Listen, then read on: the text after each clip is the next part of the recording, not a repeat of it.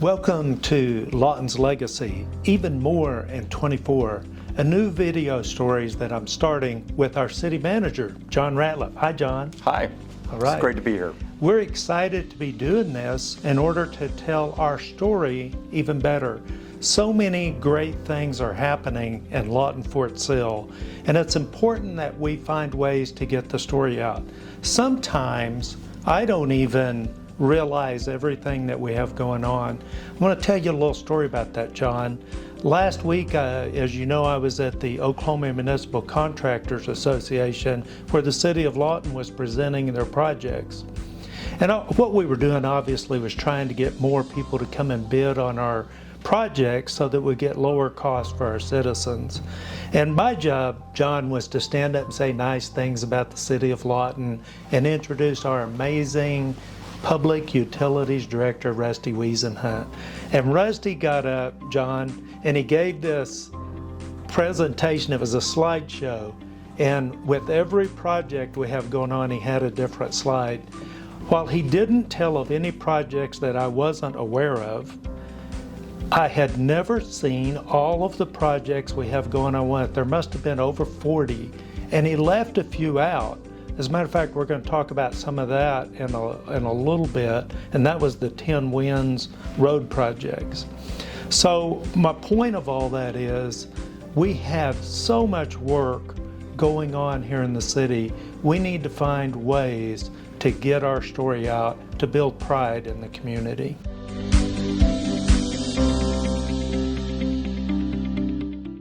Mayor, I think that's a great introduction, and I'd like to talk a little bit about the 10 Winds. And in a recent council meeting, we discussed this and it was approved. And I don't think you can overstate how significant these road projects are. I've driven a couple of these segments myself. They're very smooth, whereas, in the past, there was potholes, there was all kinds of asphalt that was decaying or giving away, and it means a lot to our citizens, and it means a lot to our businesses. Businesses want to come to communities where the roads are in good working order. Families want to come to places where they can get around easily and they're not having to navigate roads that are filled with potholes. So I think that that's an important first step. It's not the end of the road per se, but it's a good first step to get our city infrastructure back to where it needs to be. And we called that first segment 10 Wins for the Citizens, on target and on time. And what was behind that was we've never had a project before that I'm aware of where we completed 10 road resurfacing projects in 1 year. But at the last council meeting, the council added 30 roads and directed those to go out for bid. Now, something significant about those is that would be equal to about 60 road projects the size of the 10 Winds. So we are making great strides. And just a little heads up, the council's going to want those completed by Thanksgiving. I'm sure we've talked about that. And in Councilman Warren's words, who is our longest serving council member, he's had 20 years off and on the council. He's never seen so much work going on in this City of Lawton at one time in his 20 years on the council. That's amazing. Truly impressive.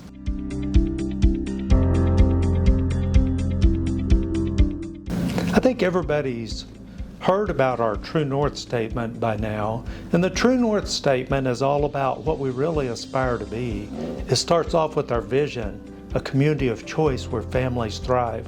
Now for me, that vision says our focus on everything that we do and every decision that we make is about becoming that community of choice where families thrive. And we saw things happen at the council meeting that are going to come up over time that we see. Now, the True North culture statement also says everything is about the citizen and world-class customer service. It's even what's behind our 10 wins and now what will be 40 wins on 40 roads for the citizen. John, can you talk a little bit about the True North culture and how this staff is adopting it and how it's getting embedded in our culture? Yes, Mayor, sure. I think that the first place to start here is, you've got to realize that there's an issue. And I think for years, our government wasn't responsive to our citizens. We didn't do things efficiently. We did the bare minimum to get by in many cases. And so once you identify the problem, you can go about fixing it. And I feel that the True North philosophy and these awards and the award recipients are the individuals that embody and personify that change. And I'm glad that you mentioned the citizens, because everything that we do is for the citizens. And it's not just lip service. We talk about it at council meetings, we talk about it at directors meetings.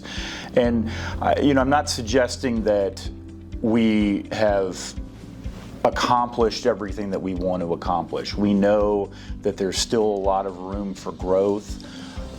We acknowledge that, and we're going to continue on this process until we get to the point of meeting those ideals. And even when we meet those ideals, there's always going to be something else to improve. So it never stops. It's this constant evaluation of yourself and being honest with yourself and the citizens. And we're going to continue to strive to make this a community of choice and to make our government the most efficient municipal government in the state. I love that. I love hearing that. So I got to tell you, I heard something the other day, and I believe it's absolutely true. And I know each of our department is coming up with strategic initiatives that they'll be presenting at budget time, which is coming up faster than we think. And they're coming up with goals and all of that. But here's what I heard. Culture eats strategy for breakfast. So we can have strategies to move forward, and we do. But the culture of our organization is so much more important than even strategy. You've got any thoughts on that? I do, because if you don't have the culture to support strategic initiatives, you're never going to get there. Mm-hmm. And so the culture has to be one of constant improvement, constant evaluation, and you mentioned the budget. One of the things that we're going to do in the budget process is we're going to evaluate our performance based on metrics. And with government and service to people, you can't quantify everything. But I think that you've said it well in the past, that if you don't measure anything, you never really have any empirical data to objectively look at yourself and to determine whether or not you need to improve. So I agree with that statement, Mayor, and I think that the culture has to be in place first. And of course, the strategy is important. And at the last council meeting, I was very impressed that we had 3 departments report with metrics comparing to peer cities, and I really appreciated that. Very important.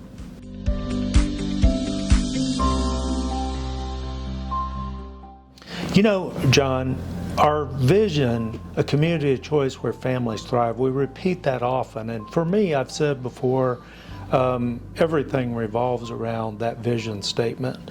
Now, at the last council meeting, we approved authorization for the Youth Sports Authority to proceed with leasing or purchasing property for the sports facility, which I think is expanded in its idea to include indoor and outdoor activities.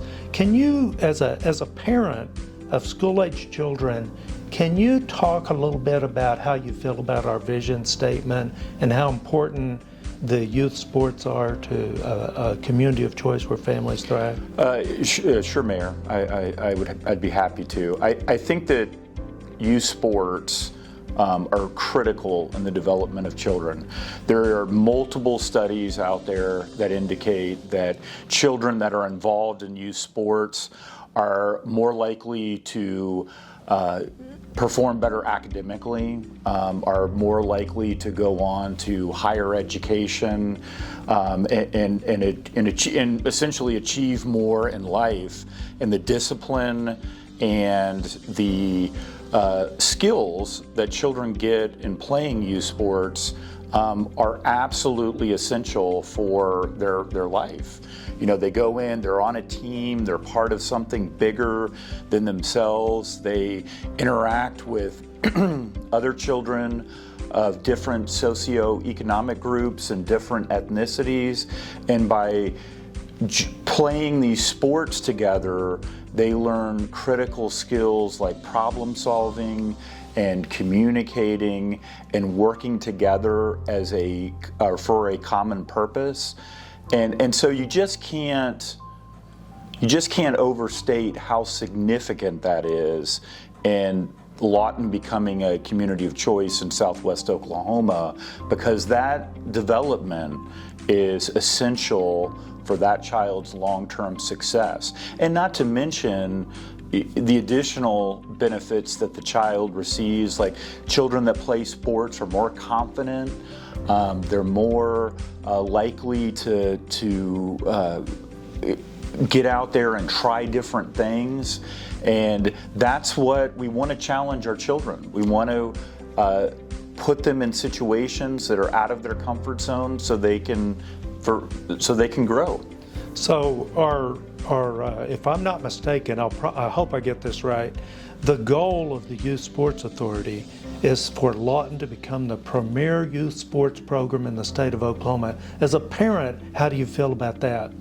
That makes me extremely happy for all of those reasons that we've talked about. But I think what has happened in the past, and I've been a part of this group, is that families, they felt like they had to go somewhere else. They had to drive to Duncan. In our case, we've driven to Norman so our kids could participate in different athletic programs that weren't available here. Now that those programs are here, that just is going to make our community stronger. So John, I really don't think that you can have a community of choice where young families thrive if you don't have a great youth sports program. And I think our goal of being the premier youth sports program in Oklahoma actually gives that a great kickstart and is a great place to be. That's about all the time that we have for today. We've got so many things to tell you. We're going to be coming back again and again. Every month we're going to do this segment with the city manager and myself. And we're going to talk about the great things going on in Lawton Fort Sill. We're going to have other ways to tell you all the great things going on in Lawton Fort Sill, and you'll see a continuous release of videos made by our awesome media department as they work to tell even more in 24. Now, I want to let you know ahead of time, at the February 13th council meeting at 2 o'clock, and if you can't catch it live, that's okay, because you can go to the City of Lawton YouTube channel and watch it later. But we're going to have a presentation of all of the projects going on in Lawton Fort Sill at the February 13th council meeting. You will be blown away. Thank you for joining us today.